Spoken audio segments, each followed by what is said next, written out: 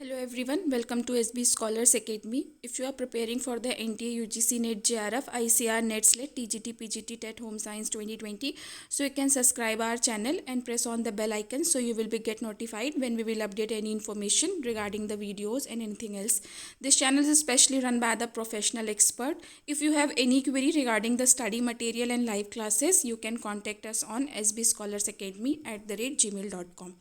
Today we will discuss about the barriers of communication. जैसा कि आप सभी लोग जानते हैं, हम पहले एक अपने प्रीवियस वीडियो में पार्ट 1 जो की है जिसमें हम कम्युनिकेशन के बैरियर्स के बारे में एक बार डिस्कस कर चुके हैं। फर्दर इसके अलावा और कौन कौन से बैरियर्स हो सकते हैं कम्युनिकेशन का, ये हम पार्ट 2 में जो कि इस वीडियो में डिस्कस करेंगे। अगर हम कम्युनिकेशन बैरियर्स की बात करें तो बेसिकली इस वीडियो में हमने इसको 3 टाइप्स में डिवाइड कर किया है। कम्युनिकेशन प्रॉब्लम कहिए या बैरियर कहिए, दोनों एक ही बात होती है कि कम्युनिकेशन में क्या समस्या होती है या क्या रुकावट होती है कम्युनिकेशन जब क्रिएट होता है। तो बेसिकली उसमें जो जो बैरियर्स होते हैं उनको हम 3 चीज़ों से रिलेट करके देख सकते हैं, जोड़ के देख सकते हैं। पहला जो है वो रिलेटिंग टू कम्युनिकेटर मीन्स जैसा कि पहले ही बता चुके हैं कि जो मैसेज भेजता है सेंडर, जिसको कम्युनिकेट करना होता है। Relating to transmission of message, दूसरा ये होता है कि जो मैसेज का ट्रांसमिशन होता है उससे रिलेटेड कौन कौन सी प्रॉब्लम्स हो सकती हैं, उससे रिलेटेड कौन कौन से बैरियर्स जो हैं वो क्रिएट हो सकते हैं, हम उसके बारे में डिस्कस करेंगे। और तीसरा जो है रिलेटिंग टू रिसीवर का मतलब ये होता है कि जो पर्सन मीन्स कम्युनिकेटर जो है, जिससे कम्युनिकेट करता है, जो रिसीवर होता है, उससे रिलेटेड कौन कौन सी प्रॉब्लम्स हो सकती हैं या बैरियर्स जो हैं, रुकावट जो है वो क्रिएट हो सकती है। तो बेसिकली इसको 3 पार्ट में डिवाइड किया और अब इसको हम 1 बाय 1 डिस्कस करेंगे। नाउ सबसे पहले रिलेटिंग टू कम्युनिकेटर। अब हमें ये समझना है कि कम्युनिकेटर के साथ ऐसी क्या क्या प्रॉब्लम्स हो सकती हैं, ऐसे क्या क्या बैरियर्स क्रिएट हो सकते हैं जिसकी वजह से कम्युनिकेशन जो है वो डिस्टर्ब हो सकता है। सबसे पहले इनइफेक्टिव इन्वायरमेंट, जैसे कि जो अपने पहले वीडियोज़ में हम लोगों ने डिस्कस किया है, that is the physical structure, बहुत सारी चीज़ें डिस्कस की हैं। तो इसको समझने के लिए आपको पार्ट 1 वीडियो देखना बहुत ज़रूरी है, अदरवाइज़ ये पार्ट आपको बिल्कुल भी समझ में नहीं आएगा। तो पहले आप उस वीडियो को देखिएगा, देन इस पर आप इसको समझने की कोशिश करिएगा।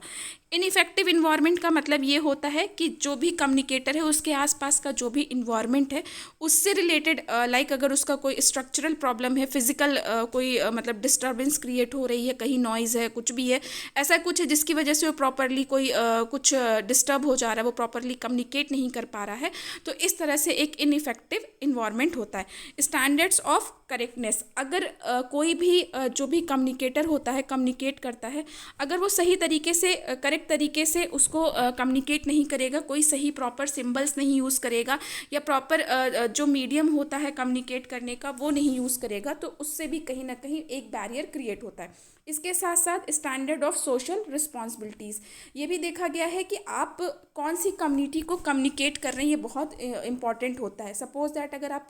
जस्ट फॉर एन एग्जांपल कि अगर आप छोटे बच्चों को कोई चीज़ समझा रहे हैं और आपका समझाने का तरीका जो है वो बड़े बच्चों की तरह से है, तो डेफिनेटली वो जो बच्चा है वो आपकी बात को नहीं समझ पाएगा। तो ऐसे कई ऐसे सोशल चीज़ें होती हैं जब हमें लोगों को कम्युनिकेट करने की ज़रूरत होती है, लोगों को मैसेज कम्युनिकेट करने की ज़रूरत होती है। सम टाइम पॉलिटिकल होता है, सम टाइम कल्चरल होता है, रिलीजियस होता है। तो आपको ये चीज़ ध्यान रखनी होती है कि आपकी जो सोशल कम्युनिटी है वो कैसी है, उसको आपको ध्यान में रख के कहीं ना कहीं कम्युनिकेशन क्रिएट करना होता है। और अगर ये चीज़ डिसबैलेंस हो जाती है तो कहीं ना कहीं कम्युनिकेशन जो है वो डिस्टर्ब होता है और एक बैरियर क्रिएट होता है। Disorganised effort of communicate,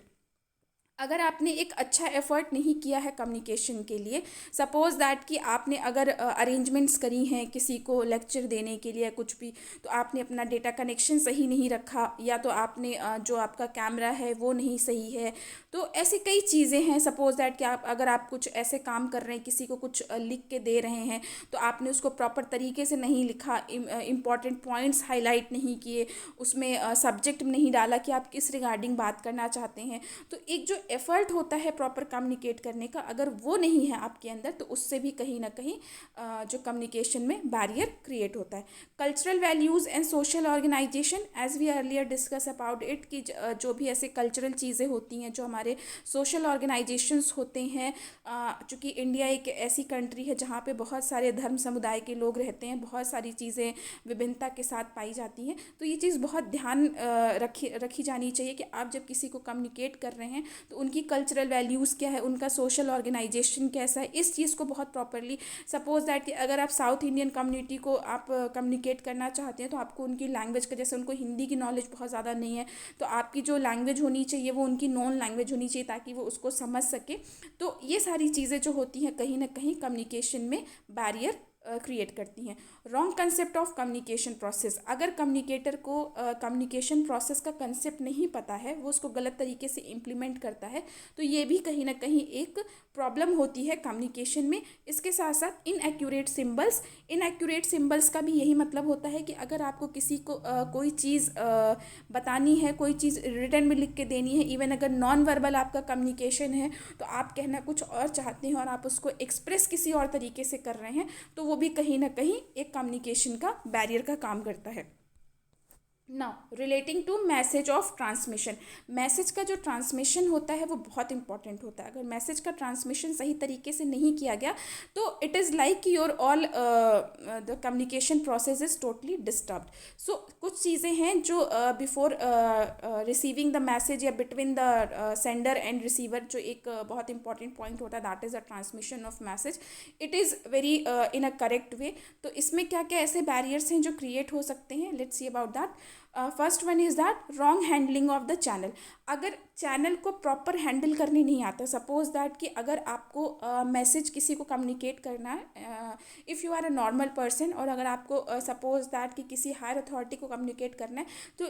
in between जो हायरार्की होती है कहीं ना कहीं आपको वो फॉलो करनी होती है कि वहाँ तक पहुँचने के लिए आपको किन किन लोगों के साथ कम्युनिकेट करके देन उनको आपको अपना मैसेज फॉरवर्ड करना है, ये बहुत इंपॉर्टेंट होता है। सपोज दैट कि अगर मैं आपको एक एग्जाम्पल देना चाहूँ कि अगर आपको कोई प्रॉपर चैनल के थ्रू वाइस चांसलर को कोई मैसेज कम्युनिकेट करना है, तो उसके लिए आपको ऐसा कुछ प्रोसेस करना होगा कि आप सबसे पहले अपने कॉलेज के लिए एक एप्लीकेशन लिखेंगे जिसको आपकी हेड फॉरवर्ड करेगी, देन उसके बाद आपकी डीन फॉरवर्ड करेगी, देन वो उसके बाद वीसी ऑफिस जाएगा, फिर वो कहीं ना कहीं वीसी ऑफिस में पहुंचेगा। तो ये एक प्रॉपर चैनल होता है मतलब मैसेज ट्रांसमिशन का, कि जिसके आप थ्रू अपने मैसेज को कम्युनिकेट करते। बट अगर सपोज दैट कि आपने क्या किया, आप डायरेक्टली यहाँ पे पहुँच गए इन लोगों के बिना, तो कहीं ना कहीं ये जो एक प्रॉब्लम है वो उस कम्युनिकेशन में क्रिएट हो जाएगी। उसके बाद हम डिस्कस करेंगे फिजिकल डिस्ट्रैक्शन के बारे में, कि फिजिकल डिस्ट्रैक्शन मीन्स लाइक जो भी आप कम्युनिकेशन मैथड चूज़ कर रहे हैं वो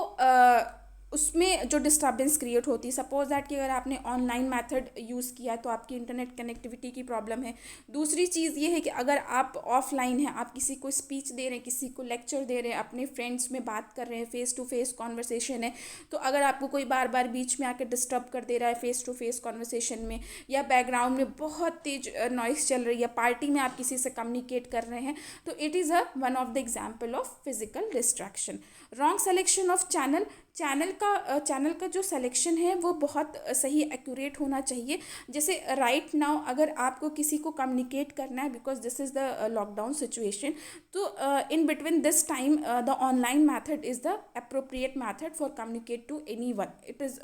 no matter of it is a mass media और इंडिविजुअल पर्सन, बिकॉज आप ऑनलाइन मीडियम से ही लोगों को कम्युनिकेट कर सकते हैं, because presently we are following the social distancing method and all. तो ये चीज़ें कहीं ना कहीं आपको ध्यान रखनी है कि आप जब लोगों को, पॉपुलेशन को टारगेट करते हैं मैसेज कम्युनिकेट करने के लिए, तो जो चैनल होना चाहिए वो सही होना चाहिए। अगर रॉन्ग सिलेक्शन हो गया चैनल का तो इट इज़ अ